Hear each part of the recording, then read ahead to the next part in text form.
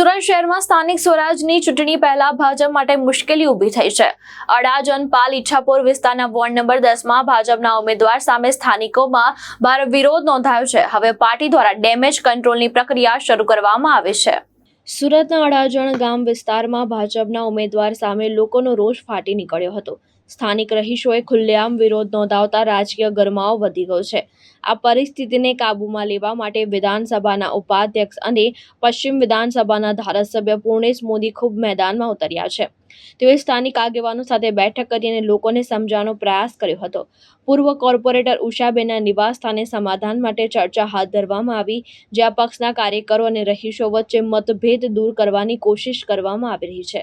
ભાજપ હવે નુકસાન ઘટાડવા માટે સક્રિય રીતે કામ કરી રહી છે। ભાવેશ ઉપાધ્યાય, દ્રષ્ટિકોણ ન્યૂઝ, સુરત।